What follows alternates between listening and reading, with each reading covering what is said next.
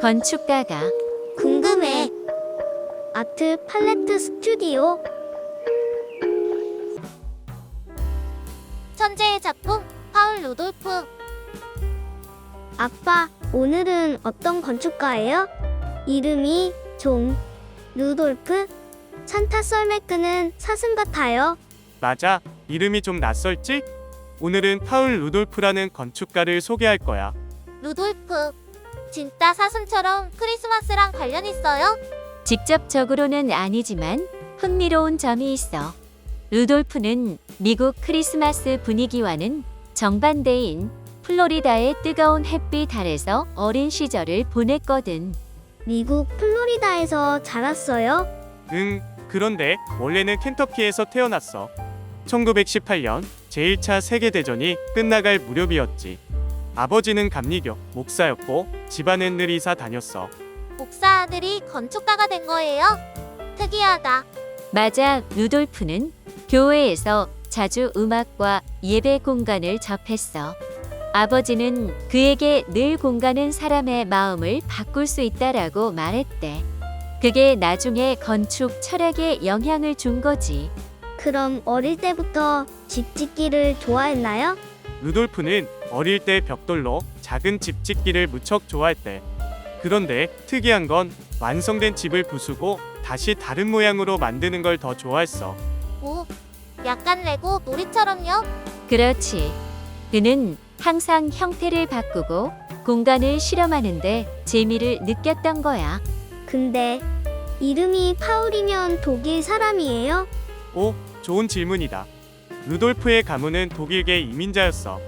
그래서 미국인이지만 유럽 감성을 조금 갖고 있었지. 나중에 유럽 건축, 특히 독일 바우하우스 건축에도 큰 관심을 가지게 돼. 그럼 공부는 어디서 했어요? 그는 엘라베마의 5번 대학교에서 건축을 배우기 시작했고 나중에는 하버드 대학원에 진학했어. 거기서 누구한테 배웠을까? 혹시 유명한 사람이에요? 맞아. 모더니즘 건축의 거장 월터 그로피우스, 바로 바우하우스의 창립자지. 아, 바우하우스 제자였구나. 그렇지. 하지만 루돌프는 곧 스승과 달리 더 복잡하고 조형적인 건축을 추구했어. 단순한 박스보다 입체 퍼즐 같은 건축을 원했던 거지. 그런데 전쟁 얘기도 있었죠? 그게 루돌프 삶의 큰 미스터리 중 하나야. 제2차 세계대전이 터지자 그는 해군에 입대했어. 그리고 필리핀과 인도네시아 근처에서 해군 건축가로 활동했지. 전쟁터에서 건축을 했다고요? 군함에 필요한 시설이나 기지를 설계했어. 거친 환경에서 건축이 단순히 예쁘게 꾸미는 게 아니라 생존을 위한 구조물이란 걸 배운 거지. 전쟁 끝나고는요? 전쟁이 끝난 뒤 그는 미국으로 돌아와 본격적으로 건축 활동을 시작했어. 특히 플로리다에서 열대 기후에 맞는 집을 설계했지. 바람이 잘 통하고 햇빛을 막아주는 집 말이야. 오, 약간 자연 친화적인 건축이었네요. 맞아. 그게 바로 서라소타 학파라는 지역 건축 운동이야. 루돌프는 이 운동의 대표 건축가였어. 그런데 나중에 브루탈리즘이라고 하던데요? 그건 뭐예요? 무섭게 들려요. 브루탈리즘은 프랑스어 비톤 브루트, 즉 거친 콘크리트에서 나온 말이야. 루돌프는 콘크리트를 그냥 벽이 아니라 빛과 그림자가 춤추는 조각처럼 다뤘지. 미술 작품 같은 건축? 그래서 예일대학교 미술 건축학교를 설계할 때는 수많은 계단과 층, 노출 콘크리트를 써서 미로 같은 건축을 만들었어. 그게 그의 대표작이자 논란의 중심이 됐지. 왜 논란이에요? 너무 복잡하고 유지 보수도 어렵고 학생들이 길을 잘 못 찾는다는 얘기도 있었거든. 하지만 동시에 건축계에서는 천재의 작품이라고 극찬했어. 오, 약간 괴짜 천재 느낌이네요. 맞아, 루돌프는 굉장히 까다롭고 고집 센 성격이었어. 그는 늘 밤새도록 작업실에서 모형을 깎고 학생들에게도 무섭게 지도를 했대. 학생들이 싫어했겠어요? 그렇기도 했지. 하지만 동시에 그의 열정에 감동받아 평생 영향을 받은 제자들도 많아. 마지막엔 어떻게 됐어요? 루돌프는 말년에 미국보다는 아시아에서 더 많은 프로젝트를 했어. 싱가포르, 홍콩, 인도네시아 같은 곳 말이야. 아시아에서 브루탈리즘은 여전히 새롭고 실험적인 건축으로 받아들여졌거든. 미국보다 아시아에서 더 인정받은 거네요? 그렇지. 하지만 그는 1997년 뉴욕에서 세상을 떠났어. 마지막까지 자신의 건축은 아직 끝나지 않았다고 말했대. 뭔가 완벽주의자 같아요.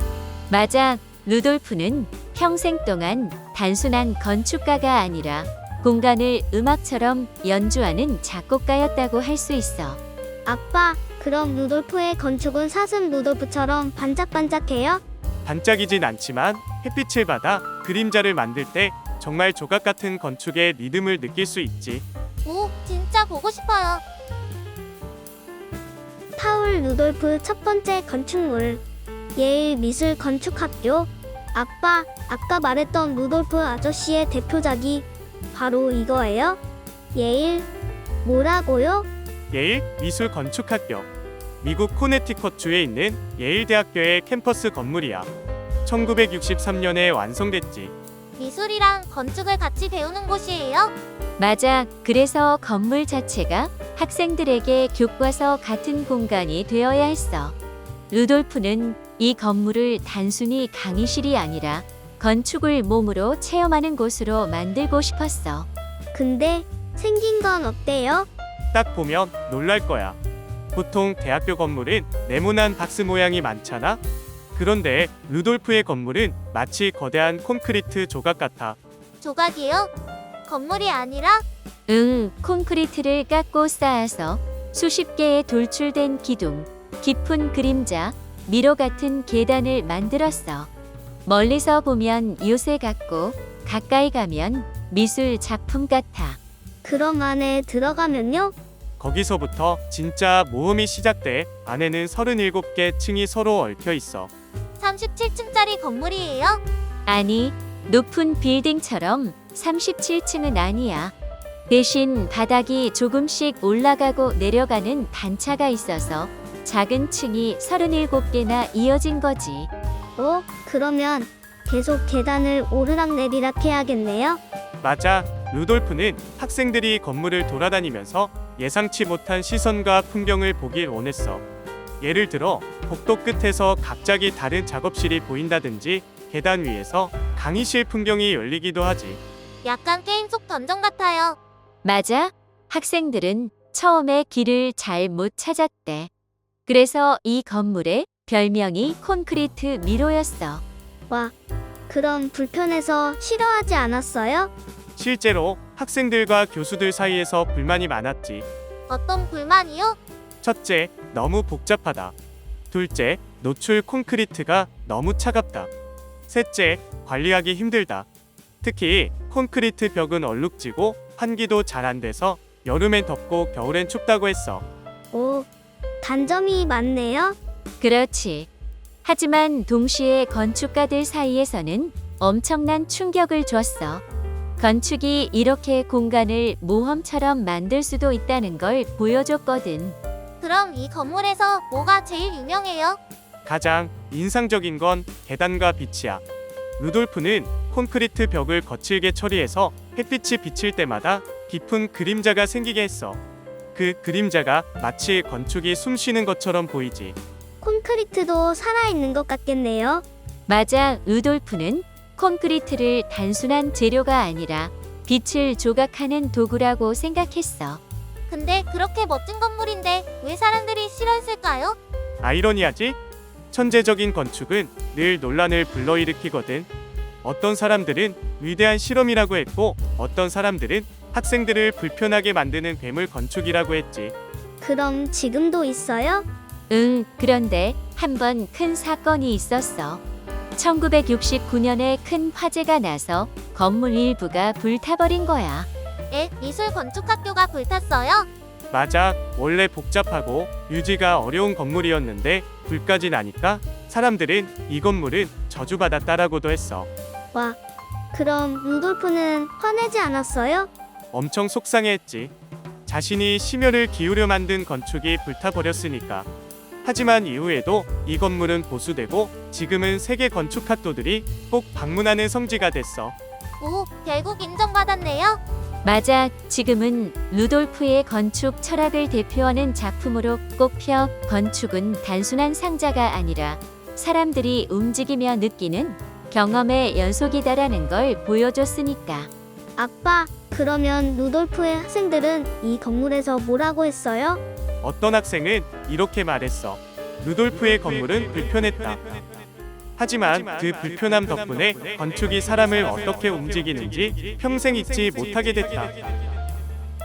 멋있다. 불편하지만 기억에 남는 건축. 그렇지. 루돌프는 평생 동안 편리한 건축보다 강렬한 체험의 건축을 추구했어. 아빠, 저도 저 건물 한번 가보고 싶어요. 미로 찾기처럼 재미있을 것 같아요. 그래, 언젠가 우리가 뉴에이븐에 가면 꼭 가보자. 지금은 루돌프 홀이라는 이름으로 불리고 있거든. 와, 이름까지 남았네요. 맞아, 루돌프는 떠났지만 그의 건축은 여전히 학생들의 발걸음과 햇빛 속에서 살아있어. 두 번째 건축물 리버티 아파트먼트 오렌지 카운티 거버먼트 센터. 아빠, 저 건물 진짜 크고 이상하게 생겼어요. 뭔가 로봇이 만든 성 같아요. 맞아, 이 건물은 뉴욕 오렌지 카운티에 있는 정부청사야. 루돌프가 브루탈리즘 스타일로 설계했지. 브루탈리즘.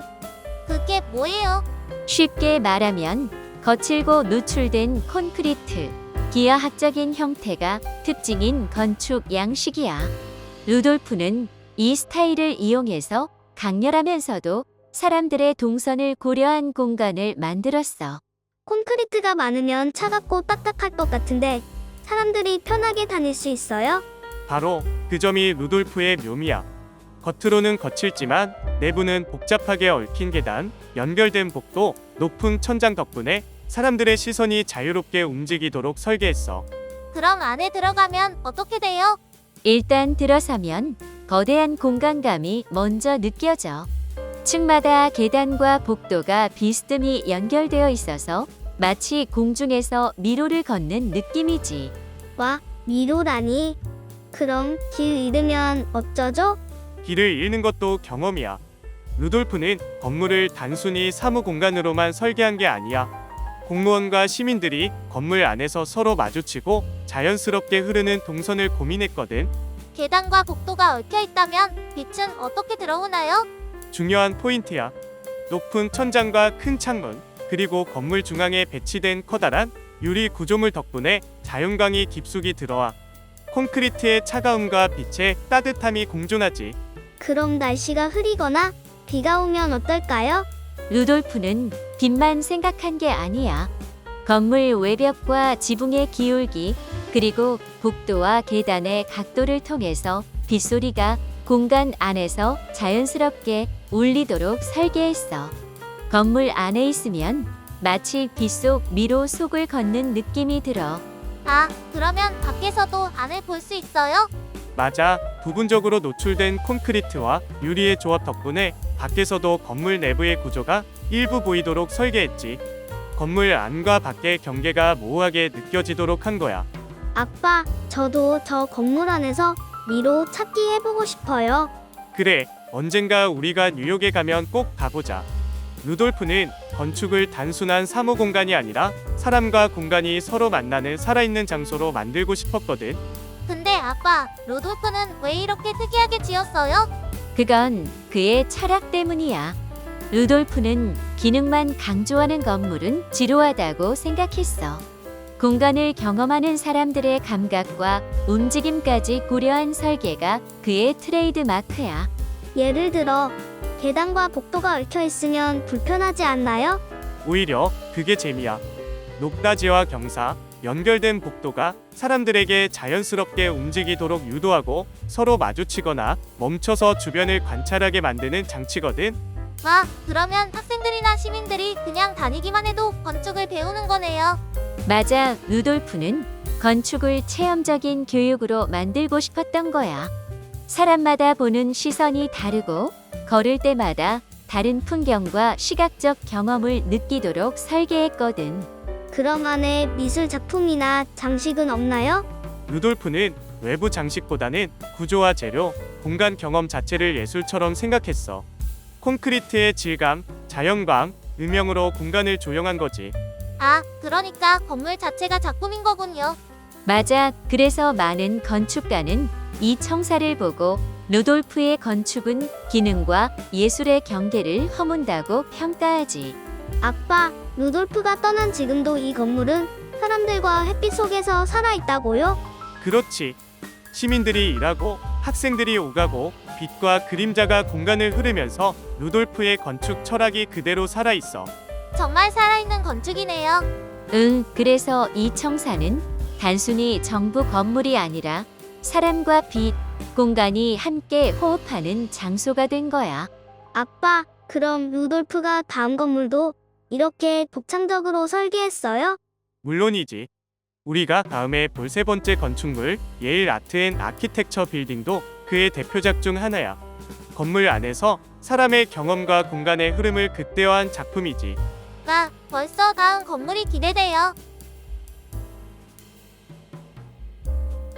파울 루돌프 세 번째 건축물 머레이 하우스. 아빠, 오늘은 또 어떤 집이에요? 이번에는 루돌프가 설계한 주택 중 하나인 머레이 하우스야. 미국 플로리다 해변 근처에 있는 집이지. 해변 근처요? 와, 바다 보면서 살 수 있는 집이에요? 맞아. 루돌프는 바닷바람과 햇빛, 파도 소리까지 경험하게 만드는 집을 설계했어. 진짜 바다 냄새도 느낄 수 있겠네요. 그렇지. 루돌프는 건축을 단순히 벽과 지붕으로만 만드는 게 아니라 자연을 담는 그릇처럼 생각했거든. 그럼 안에 들어가면 어떻게 돼요? 먼저 집 전체가 연속적인 공간으로 연결돼 있어. 벽으로 막힌 방이 아니라 거실, 주방, 복도, 테라스가 자연스럽게 이어진 구조야. 와, 그냥 걸어 다니면서 바다를 느낄 수 있겠네요. 맞아. 그리고 루돌프는 높은 천장과 큰 유리 창을 사용해서 집 안 어디서나 바다와 하늘이 보여. 그러면 방 안에서도 파도 소리를 들을 수 있어요?